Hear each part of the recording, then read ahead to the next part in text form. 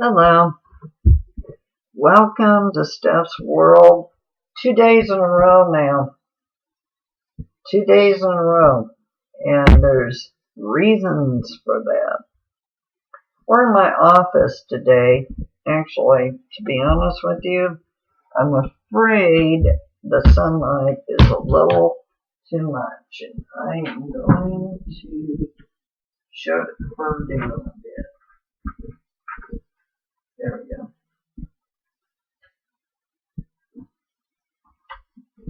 Oops. Whoa, there we go. Alright, now,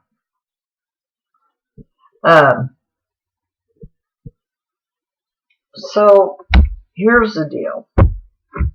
Yesterday, we talked about releasing our burdens, and I told you then that, whoops, my eraser. I told you then that, that was just one part. My goodness, it's going to take a lot of parts, okay? There's some things happening in our world right now that we need to be concerned about. This is our world. This is our world, okay? We were born on this planet, all of us. And yes, we have numerous countries, and we have several different languages. I think English used to be like the main thing, right? Okay. I am very grateful to all of you who watch my videos, and English is not your native language. Thank you. Thank you. I am so grateful. You have no idea how grateful I am. And I'm just to kind of get it started real quick, I've tried to translate videos and documents or web posts and all that, and it's not easy. They don't make it easy for us. When I feel like, as an old programmer, I feel like it should be the easiest thing in the world. There should be a little button on the top of your post, and it should say, what language do you want to see it in?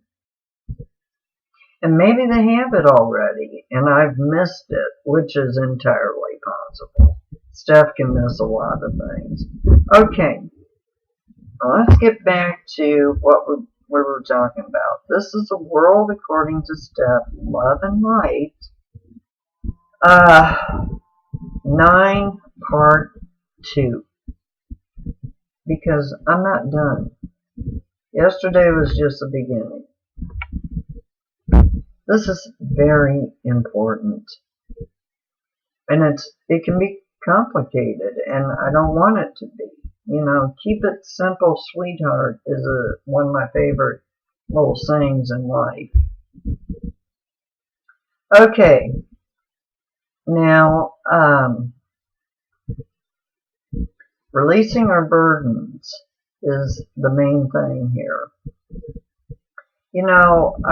Let me tell you why I feel that is extremely important. How can we open our minds, open them to the universe? How can we be open-minded? How can new things come to us, and how can we be accepting of those things, of the possibility of those things, if we are grounded in things that we were taught to believe and we, for some reason or another, refuse to open our minds and let something new in. That's why it's so important. It really is.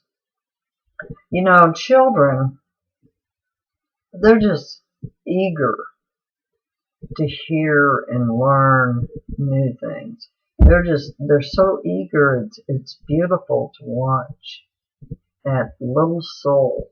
And I'm talking about 2-year-olds.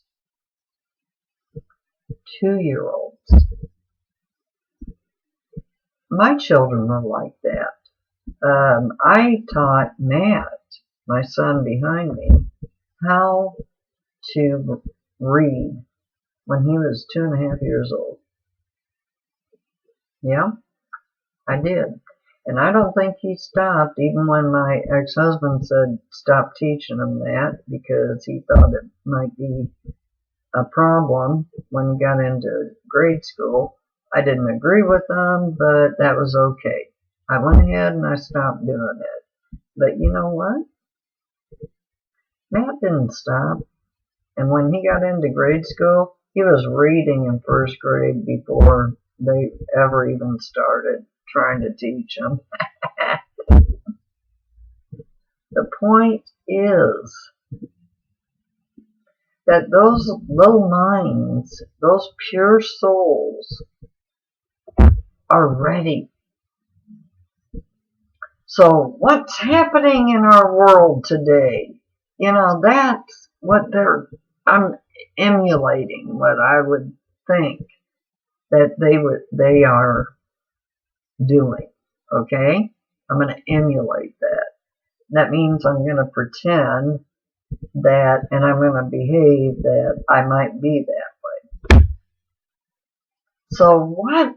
I'm like a sponge. Please, give me all the info. I want to hear about it. I can't wait. What's all this new stuff? I mean, or this stuff that everybody has. I want to know all about it. I can't wait to find out. That's how children are. That is the way they are. And I know. Because my neighbors on both sides of me both have children. And one of them is getting ready to give birth to another new child. And it's just wonderful. Absolutely wonderful.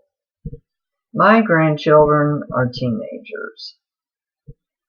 Now, I'm happy about it, but I don't see them and I don't talk to them very often. And so I don't know. I know a little bit about them, but not much. And I'm hoping that will come to an end pretty soon, that maybe I'll get to know them a little better. But they're not young anymore. But I remember when they were. And I remember when they used to come over to Grandma's house, and they would spend a day and a half with me, and one at a time. And I would just, I just spoiled them. I really did. But they loved it. But I would let them. Now I followed my daughter's rules completely. I never did not follow her rules. I always followed them. And, when the grandchildren were at my house, nobody came over. It was my time to spend with my little granddaughters. But anyway, that's been long gone, over with, years ago. And so now I get to live next to all these kids, okay? Plus, I've made friends with some young people who have children. So, that wonderful little room? I don't know if anybody's paid much attention who watches my videos, but I built a beautiful little room. They called it a sunroom, but it's much more than that. It's Steph's room. And I go in and I meditate in there, and today I meditated, and it was deep, deep, deep, deep, deep, deep. I must have been in there about an hour, close to an hour and a half. That's a long meditation. But a lot of stuff came to me, and a lot of it was about children. And, we have to be so careful with our children. We really do. I mean, we have to take very good care of them. We have to be very careful what they hear and what they live in. And, they are very accommodating. They really are. I mean, they'll live in a shack and be just as happy as can be. Not like us grown-ups, If we lived in a shack, we'd be going, woe is me, probably. But anyway, the point is that, the children, their minds are so open to everything. So when I talk about releasing our burdens,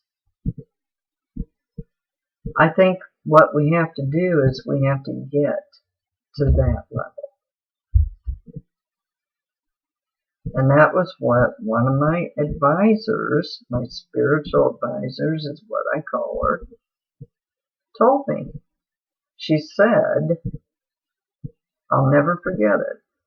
She said, are you ready to let go of everything you've ever known? And by that she meant spiritually and emotionally. Okay?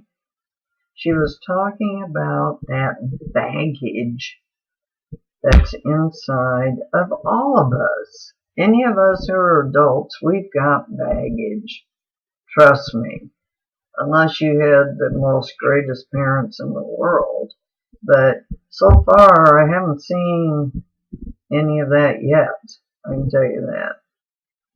But, I'm not worldwide, so I don't know. But I do know that there are a lot of people out there that might have some baggage. And what do I mean by baggage? I mean that you're holding some stuff inside. You're not letting it get out. Or you've been taught things from your parents who were taught things from their parents who were taught things from their parents, and it rolled on down, and you never let go of those ideas. You never let go. So you get taught those things, and then when somebody comes along and says, or challenges those things a little bit, you get angry. You get angry, don't you? Because this is what you were taught. So, in other words, are you saying my mother was a liar? Or my father was a liar? Or my grandparents were liars? Or whatever? No. No, not one bit. But maybe it's time to look at things differently. Maybe it's time to open up our minds a little bit. And maybe, just maybe, we might find out that we've got some stuff in there that needs to be cleaned out. Kind of like an inventory. Kind of like that. A good business does an inventory all the time. They do it quarterly, usually. I know about that. I used to do inventory stuff before I went to college. And I worked for a company in Dallas, Fort Worth, and I did inventory. And we counted Well, they still do today. You see them with much better equipment, of course. We did it manually, but fortunately, they've got barcodes and all kinds of stuff. And, that's how they can double check their inventory. Well, anyway, let's talk about inventory. When we have inventory, sometimes we have stuff that's great. It sells, it's good stuff, and the manufacturer did a great job, and people are just, hey, I want that. They're just jumping for joy over this. And then on the other hand, there's some other inventory that they're going, hey, why did the store even get this stuff? We don't want this. Okay? So, if you look at it that way, then you look at yourself. Now, I'm going to use some examples.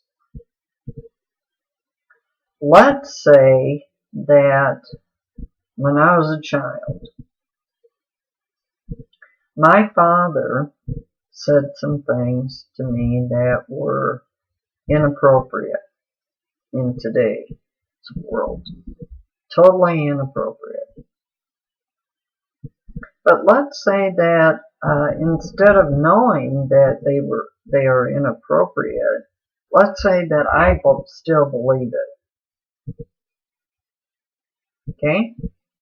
And maybe it's about a group of people, and a lot of groups of people. Okay? Not just one, but a whole bunch of groups of people. And if I feel negative towards a whole bunch of different groups of people, then how am I going to behave? Uppity? Mean? Not wanting to talk to them? Not interested in their ideas? Don't believe that they can even come up with a good idea? Yes, that's how I'm going to act. And that's what's going to be in my head.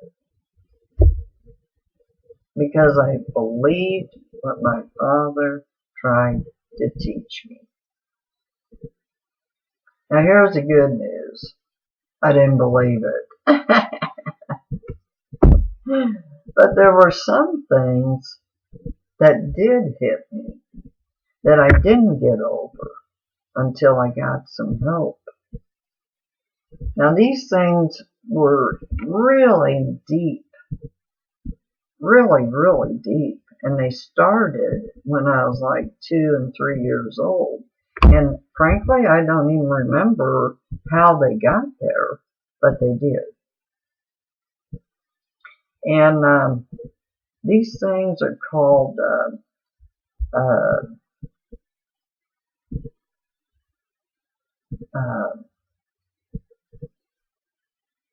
let's see, how do I put it? It's almost like, some people actually think that they're born with it, but we're not born with it. We're born totally innocent, okay? Totally and completely innocent. But the problem is that, when we have these things inside of us, and I'm going to give you a list, actually. Just hold on a minute. I'm going to give you a list of things that you might have. And if you don't, great. But if you do, then, oh yeah, I've got a forgiveness thing that's fabulous. I'm going to go into that too. Okay. Let's see if we can get it now. Alright. I'm going to give you a list. Now, you can just listen real quick. I call them defects. Okay? They're my defects. Alright? Well, they can be. But you know what? Today, I will tell you that 3/4 of these things I don't feel. And that is a wonderful thing. Boy, it freed me up. Woo! I'm like a little kid sometimes, not 60 years old. It's really amazing. Okay, selfishness, that was a bad one. Self-seeking, dishonesty, you betcha. Okay, now here's the biggies. Shame and guilt. Shame and guilt. Let me tell you one of the things that I used to feel shame and guilt about. My body. Yeah, my body. When I was a teenager, I was embarrassed to wear certain types of clothing because I didn't want to reveal too much because, you know, I'd been told that my body was misshaped and that I looked funny and I was made fun of. And so as a result of that, I felt a huge amount of shame and guilt inside about my own body. Okay, envy, jealousness, possessiveness, anger. Oh, that's a biggie. Self-pity. Come on. You know we sit in that occasionally. Negative self-will. Procrastination. I'm a good one on that. I have to keep myself going, to be honest with you. Preoccupation with others. Fear of abandonment. Fear of no love. Fear of the unknown. Self-delusion. Fear of the truth or reality. Limitations from my fear. Judgmental thoughts. Criticism. Lust. Expectations. Oh, that's a bad one. That's a bad one. Okay. Now, do any of those things sound kind of familiar to you by any chance? They do to me, but you know, the good news is that we can get rid of them. You know, we really can. And there are ways. And I'm going to give you some ideas on that, but it's going to take some more chapters, okay? So we're going to call this chapter 2 because it's going to take a while. There's a lot we got to do. How do you get rid of stuff that's in deep inside of you? You think that stuff is just on the edge there that you can just go, hey, I don't want to be angry anymore. Whoop, we're gone.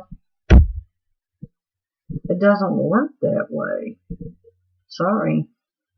It really doesn't. There's some steps that we're going to have to take. Now, before my time's up, and I'm trying to make these a little less long, okay?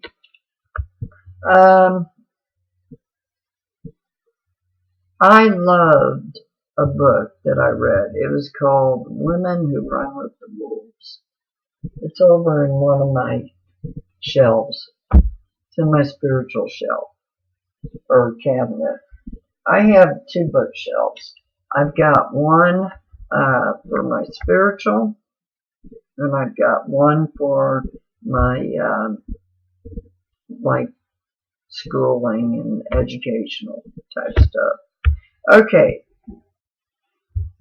One of the things from the book that I thought was quite helpful was this. When a woman has trouble, letting go of anger or rage. It's often because she's using rage to empower herself. Yep, I believe that. I remember that. I remember those days, and it all makes sense. It really does. To empower herself. And then she says, the angst and torment of times rise up in the psyche on a cyclical basis. Cyclical basis. Although a deep purging discharges most of the archaic hurt and rage, the residue can never completely be swept clear. Okay, that's what she says. Okay, she was a psychologist, and she had a PhD. And, you know, I give her a tremendous amount of credit because that book was amazing. I learned an awful lot from reading it. But on the other hand, I do think that the residue can be swept clear. I don't think it, I think there might be a little left. I think you can bring it back, but I think it can be swept clear. I really do. Now, there are 4 stages of forgiveness. You know, forgiveness is extremely important. It really is. My goodness, if I can't forgive someone, then I'm holding stuff in about another person. Anger, envy, whatever. Something. But I need to be able to forgive. And I need to be able to forgive me, too, about that idea. We have to forgive ourselves for feeling these things. Because, you know what? Then we have the guilt and shame crap all over again. And we don't want that. Okay, so there are really 4 stages of forgiveness. And I learned this in that book too. First of all, the important part of forgiveness is to begin and to continue. We can't forgive and then get angry again and have it all over again. Can't do that. Just can't. I've done it, and it's no good. It's bad. It hurts me much more than it hurts a person or institution or whatever it is that I've got an issue with. Okay, number 1, to forego, which means to leave it alone. Walk away from it. To forego. Walk away from it. Leave it alone. The second thing, to forbear. To abstain from punishing. Stop punishing that person. Stop it. Or stop punishing yourself. Quit it right now. Let go. I mean, you know how much energy that takes? A lot. We're going to talk about energy in the next one, okay? Because that's a big deal. To forget.